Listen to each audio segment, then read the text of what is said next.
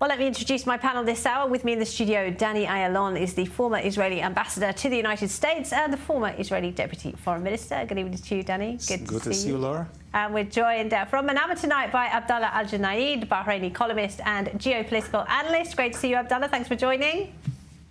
My pleasure. Also with us, Clifford D. May is the founder and president of the Foundation for the Defence of Democracies, the FDD. Good to see you as well, Clifford. Thanks for being with us. And Clifford, I'll start with you, if I may. So Benjamin Netanyahu says it will take some time before the IDF goes into Rafah. Will the US continue to support Israel if it does? Because there are reports of a split in the Biden administration over whether or not to keep supplying military aid. Well, it's very hard to predict anything, but so far the Biden administration does agree that Hamas must be eliminated. Now, part of what the Biden administration is saying is that surely this can be accomplished without a land assault in Rafah, or at least the Israelis should have a plan to get non-combatants out of the area. As I understand it, the Israelis are saying, yes, we'll have a plan to get non-combatants out of the area. We don't necessarily agree that there's a way to eliminate Hamas without a land assault in Rafah. We know that Yahya Sinwar and Mohammed Deif and other perhaps Hamas senior leaders are in the tunnels with non-combatant human shields walking above them. Look, we can go into this a long way. I think that the Biden administration is trying very hard to show that it is very concerned for civilian casualties, but certainly has not yet said, okay, the Israelis must let Hamas live to fight, to kill, to rape, to torture, to take hostages another day. It hasn't come to that at this point, as far as I can tell. All right, Abdallah Al-Junaid, I mean, might it be a step too far for Israel's allies in the Arab world if the IDF goes into Rafah, where so many Gazans are seeking shelter? I don't think it's a matter for the Israeli friends and allies in the region. It is a position of the whole world at the present time, including Israelis. They want this conflict to come to an end as soon as possible. The death toll stops among the Palestinians, also the release of the hostages, and to find a way forward. If we don't acknowledge that, and the Israeli government don't acknowledge that, it's going to be a very sad situation at the end. All right, thanks, Abdallah. Danny Ayalon, I mean, is the international pressure on Israel just too much to bear? Might it not be able to go into Rafah? Well, I think that at the end of the day, Israel will do what it needs to do for its security, has always been the case. I hope that, the international community is less important than just the one country, our friend and ally in the United States. Once we have the U.S. acquiescence and understanding, I think we can do a lot. Sometimes we can go even without them. But I would say, as much as there is criticism towards the government of Netanyahu, one thing is pretty much a consensus in Israel, that you have to finish the job. You have, and you cannot finish the job without actually clearing Rafah.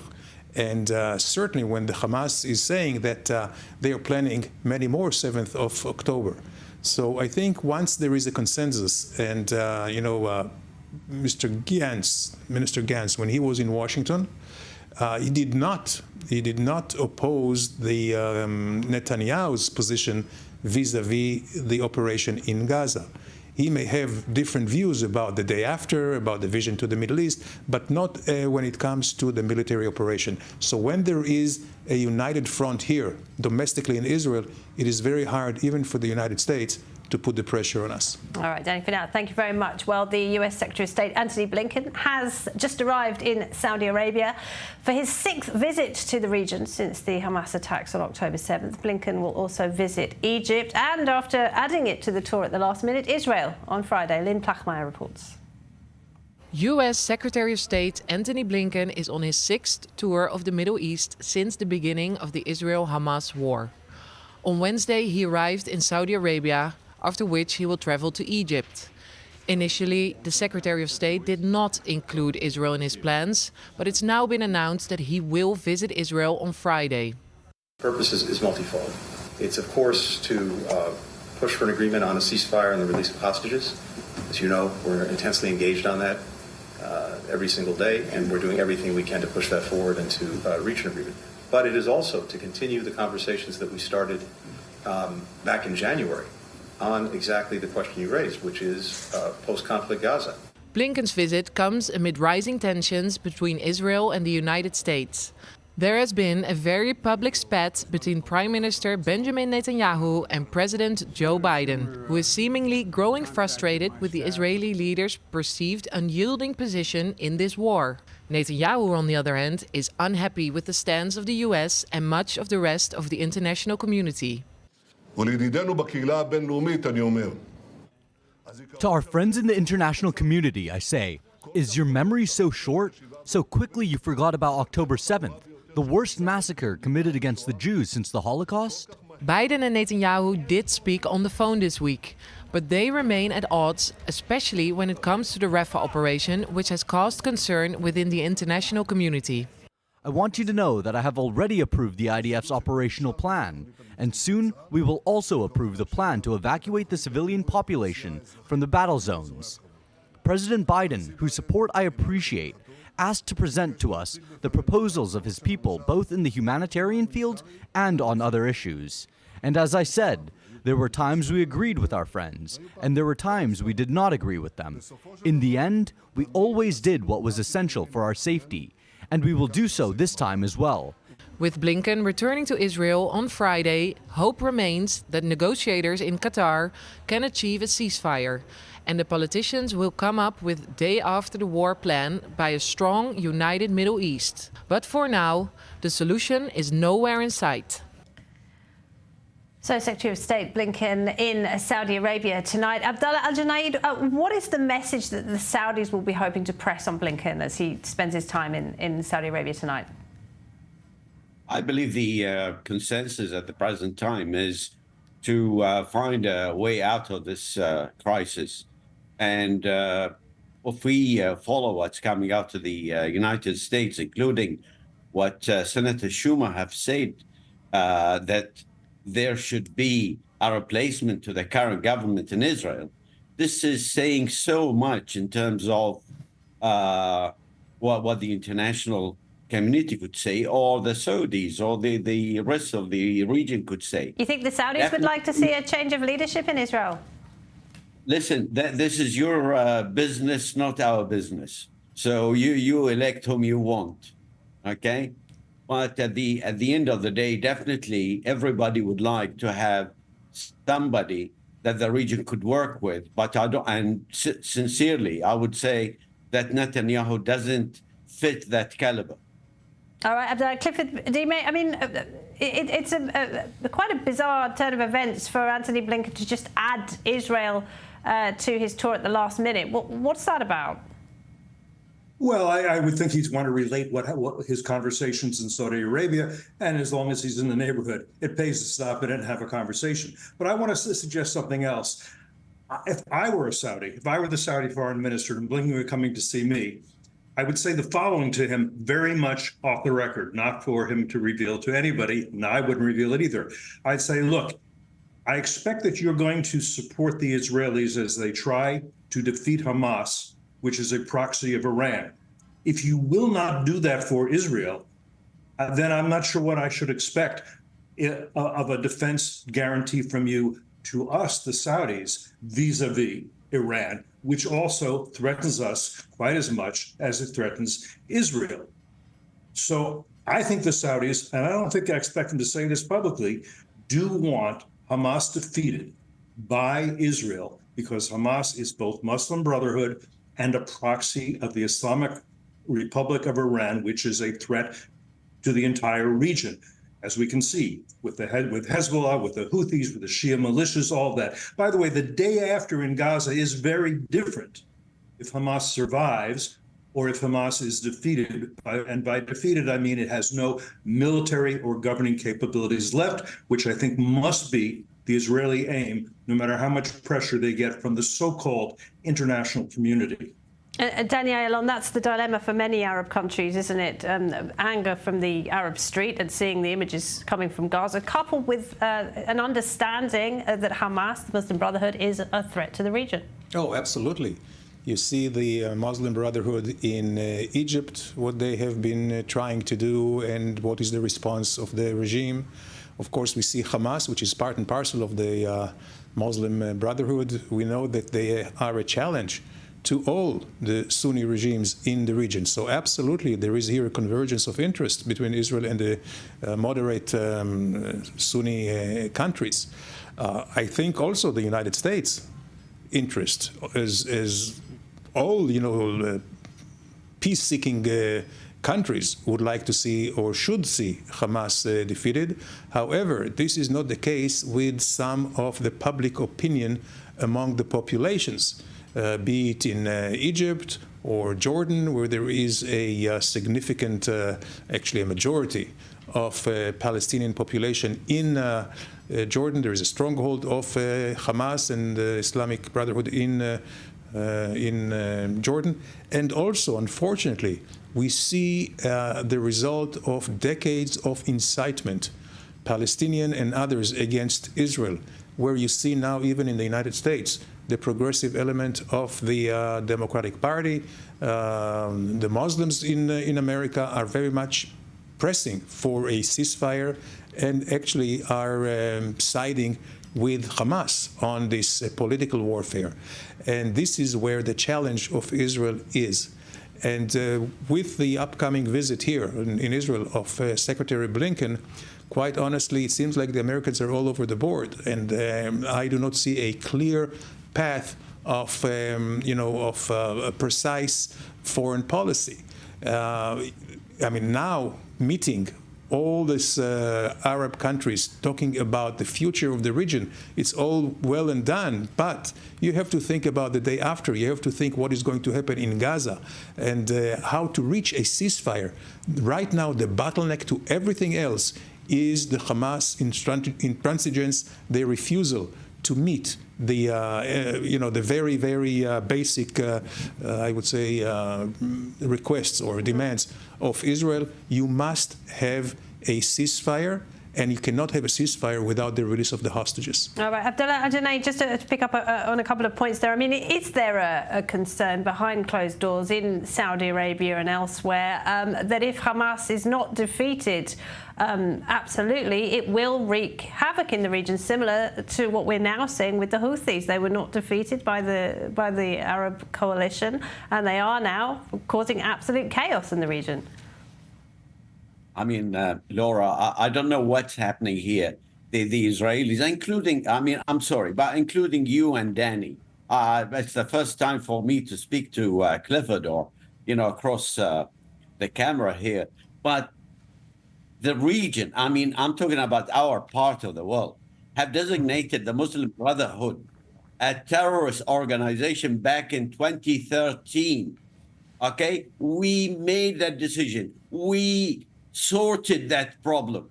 Now you're trying to bring that issue back onto the table. The Muslim Brotherhood is your problem. Hamas is your problem. Why don't you ask the United States, Qatar, and Israel why Hamas was left being mandated, being supported, and being financed? It's not us. What we had to say was said and done back in 2013. Now, how are you going to do it if you want the region to engage Israel in terms of addressing the issue of the day after? You need to seriously stop bringing this issue of finishing Hamas, because Israel have already engaged in its longest war ever, and Hamas is still engaging the Israeli forces on the ground and, shooting its rockets every now and then. You need to take a step back and address it accordingly. If you want to take a look at the broader picture and the broad strategic landscape, we need to come to an understanding. Rafah, it's not going to be the end of your problem with Hamas. It's going to be your biggest problem ever, not just in Gaza, but the whole region and the world. All right, thank you, Abdullah. Clifford, perhaps you'd like to respond to that. Well, what I would say is that this conflict could end tomorrow. I remind people of that. if Yahya Sinwar and Mohammed Deif would just come out of the tunnels, push aside the human shields they've been using, let the hostages be released, perhaps wave a small white flag, that would be over. But after what happened on 10/7, there is no way to go back to the previous policy. The previous policy on October 6th was a ceasefire. Gaza develops as it chooses, and the Israelis stay out. But stay out while providing electricity, while allowing thousands of Gazans to work in Israel, while providing a crossing for humanitarian aid. All of that was going on. What we didn't understand, what the Americans didn't understand, what the Europeans didn't, maybe still don't, is that essentially what we were saying to Hamas is, you don't need to worry about social services, about governing. The UN will take care of that with donor money from America and Europe. You need to worry about only one thing: how you're going to kill Israelis, how you're going to kill Jews, how you're going to pursue your mission of the extermination of the Jewish state next door, and what you need to do. So you can build hundreds of miles of tunnels. You can import from Egypt all the ammunition, all the weapons you need. You can do all that. If I were Hamas, I'd think, hey, these guys aren't stupid. They must understand what they're doing. They're encouraging us. They're supporting us. We will continue to do it. That policy was obviously a terrible failure. The new policy is this: that Hamas be destroyed in terms of its military and governing capabilities, and that people of Gaza get to speak freely about what Hamas has done to their lives, done to Gaza, done to the life they had, and that they don't want it again. But if Hamas is back in power, none of that happens. And so I think the Israelis have no choice, no matter what people who have given bad advice before, what advice they give in the future. I think the Israelis know that now. The Israelis were not smart about Gaza and Hamas over the past few years. They got complacent and they didn't understand what was going on. Now there's only one correction, and that's to finish the war that Hamas began. And Hamas is responsible for every single casualty, Palestinian and Israeli. All right, thank you, Clifford. Danny, if you'd like to respond to that. Oh, I totally agree with my good friend Clifford May, and this is indeed on the hands of Hamas. I maintained a long time ago, if Hamas wants to put an end to the misery of the Palestinians in Gaza, all they have to do is unconditionally surrender, and I'm sure the Israeli government would allow them a free exit out of Gaza, like they did in Beirut to Arafat in 1982. So it's basically in the hands of Hamas, but we see what is the tactic or strategy of Hamas is actually to bring about as much poverty and misery and hunger in Gaza so as to increase pressure on Israel. Okay, Danny, thank you. Well, there is increasing international alarm over levels of food insecurity in Gaza, especially in the north of the Strip. Israel says aid agencies are responsible for the shortfall and rejects criticism that its screening procedures are slowing deliveries. Dikshi Arvind has this report. Humanitarian aid agencies have enough available aid for the Gaza Strip, but the issue is delivering it. International governments like the United States, France, Germany, and Jordan have explored air and sea routes, but those options are not nearly as efficient as delivering on land. Nothing justifies the abhorrent acts of Hamas on October 7, and nothing justifies the collective punishment of the Palestinian people. Today, more than half of the population, over 1 million people, are facing catastrophic hunger, according to the scientific classification that was recently published. And so we must act now before it is too late. Officials say that the United States is in talks with Qatar to build a temporary emergency pier in Gaza to facilitate the delivery process and to allow more aid to be sent in. It must be possible to get more humanitarian aid to Gaza now, and that's what needs to be achieved now, in discussions with surrounding Arab countries, and it must happen with those countries, which can apply pressure on Hamas so that it happens now. Israel has come under international scrutiny and has been accused of not allowing enough aid to enter the Strip. Israel counters that over the last few weeks, over 140 aid trucks on average have been able to enter. Every day, 250 trucks that came here in Camp Shalom is sent to the Palestinian side, and you saw it in your own eyes. And on the Palestinian side, 300 trucks are waiting to be collected and distributed. Israel has consistently maintained that there is absolutely no limit on the aid that goes into Gaza. All right, well, Abdullah Al-Junaid is with us. Abdullah, is Israel kind of falling into Hamas's trap here with the level of hardship that we're seeing in Gaza right now? Well, put it this way, the present time, everybody trying to lend a hand, and it's going to be in the best interest of the whole world, I mean, for Israel to assist further as much as possible. At the present time, we have 3 points of entry, north, south, and now through the Cyprus corridor. We need to make sure that the designated safe zones are protected or made safe by all means, and to find some sort of mechanism through the Gazan or through UNRWA, through any organization that makes sure that this food and supplies goes to the needies and to the people, and not to be finding itself through Hamas into a black market situation. And this is what is happening. What we need to make sure is to have, I mean, the UAE is there through its aid program and assistance. Why can't we ask them to play a bigger role in this? And because they have the expertise and they have the, the ability to do that. Probably with the Egyptian, probably we could bring in the PA. Do you think Egypt could be doing more to ease the humanitarian situation? Put it this way, I believe Blinken may be addressing that issue during his visit there. It's not just going to be limited to the ceasefire or the exchange of the release of hostages and other things. I mean, I assume that would be on the table. All right. Abdullah Al-Junaid, Clifford Dime and Danny Ayalon, thank you all very much.